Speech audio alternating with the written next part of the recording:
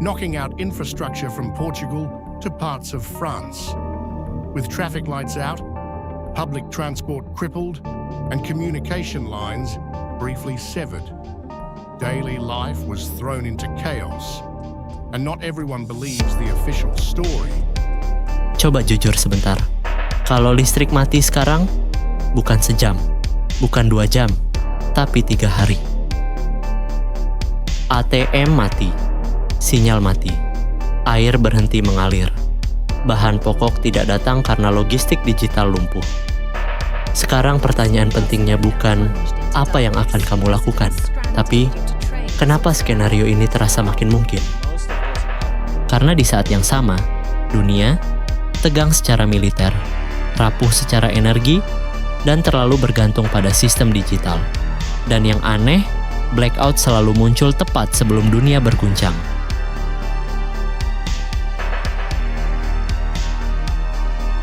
Secara geopolitik, dunia sedang tidak stabil.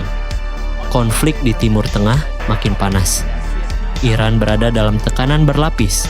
Sanksi, konflik regional, dan ketegangan langsung dengan kekuatan besar. Di Eropa Timur, perang tidak pernah benar-benar berhenti, hanya berganti bentuk. Dan lalu muncul satu detail kecil yang membuat banyak analis berhenti bicara sebentar. Sebuah sistem radio Rusia peninggalan era Soviet, sering dijuluki radio kiamat, kembali aktif setelah lama sunyi. Radio ini bukan untuk hiburan, bukan untuk propaganda biasa.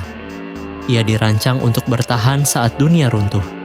Sistem seperti ini tidak dinyalakan tanpa alasan.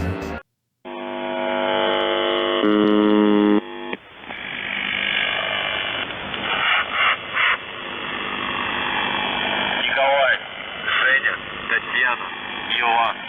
Николай, Женя, Татьяна, Иоанн.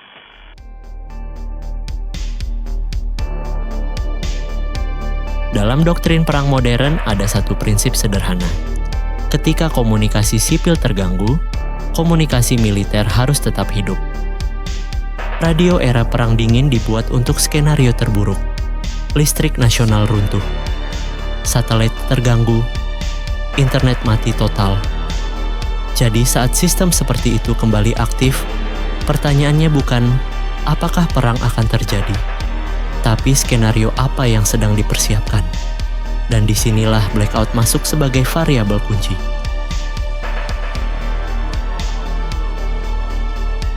And there was chaos on the roads as traffic lights failed. Internet and mobile phone networks are down. Sementara publik global sibuk dengan media sosial, Eropa sudah mulai merasakan sesuatu yang tidak nyaman. Portugal dan Spanyol mengalami gangguan energi berulang. Jerman berkali-kali mengeluarkan peringatan soal stabilitas jaringan listrik. Prancis menghadapi tekanan energi akibat kombinasi geopolitik dan infrastruktur lama. Ini bukan satu negara, ini satu sistem regional. Dan di Belanda, pemerintah secara resmi mengeluarkan anjuran survival 72 jam. Bukan teori konspirasi, bukan forum gelap. Isinya sederhana, pasokan air, makanan, senter, baterai, kesiapan tanpa listrik. Jika semuanya baik-baik saja, kenapa negara maju bicara soal bertahan hidup?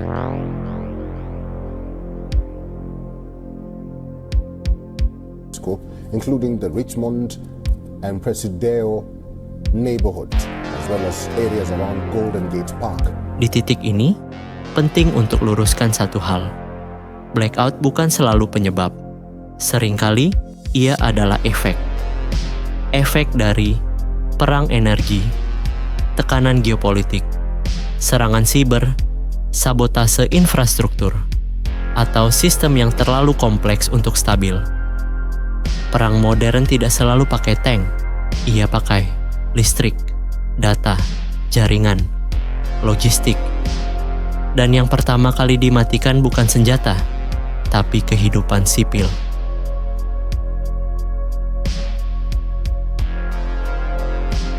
Mari kita tarik ini ke hidup kita. ATM mati bukan karena uang habis, tapi karena server offline. Air berhenti mengalir bukan karena kemarau, tapi karena pompa butuh listrik. Bahan pokok langka bukan karena tidak ada, tapi karena distribusi berhenti. Dan dalam 72 jam, rumah sakit mulai memilih prioritas. Kota jadi gelap. Rumor mengalahkan informasi. Kepanikan menyebar lebih cepat dari fakta. Blackout panjang bukan soal gelap. Ia soal hilangnya kendali sosial.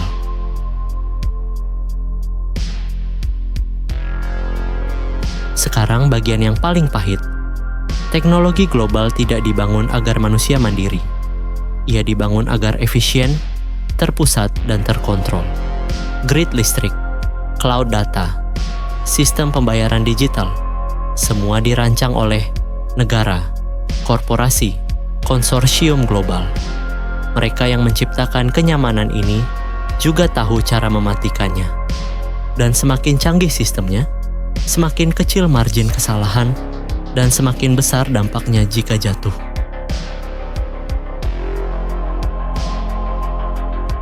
Spotlight. In the latest development, 2 additional U.S. Air Force C-17 Globemasters have arrived in the Middle East. Sekarang lihat lagi polanya. Ketegangan perang naik, radio militer lama hidup lagi. Eropa bicara soal survival. Blackout muncul di berbagai wilayah. Satu persatu mungkin bisa disebut kebetulan. Tapi jika semuanya muncul dalam satu periode, logika mulai menolak untuk diam. Ada satu hal yang jarang dibahas secara terbuka. Negara-negara tidak pernah benar-benar panik di depan publik.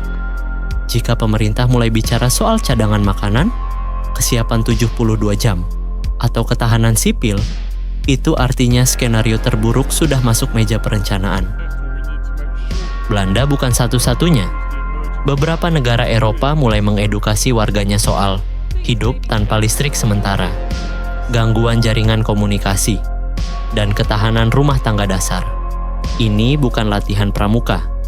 Ini bahasa halus dari sistem yang bilang, jangan terlalu berharap pada kami. Dan di saat yang sama, anggaran militer global meningkat. Perlindungan infrastruktur kritis jadi prioritas. Sistem komunikasi darurat dihidupkan kembali. Perhatikan ironi ini. Saat warga sipil diminta bersiap hidup tanpa listrik, komunikasi militer justru diperkuat. Artinya apa?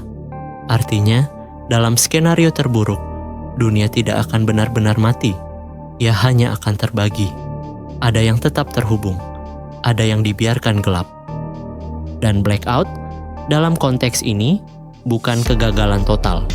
Ia adalah filter informasi, filter mobilitas, filter kepanikan. Jadi ketika kita melihat radio era perang dingin kembali aktif, ketegangan global meningkat, blackout muncul di berbagai negara, dan masyarakat sipil diminta bersiap sendiri. Mungkin yang sedang kita saksikan bukan awal kehancuran, tapi fase penyesuaian dunia menuju bentuk konflik yang baru.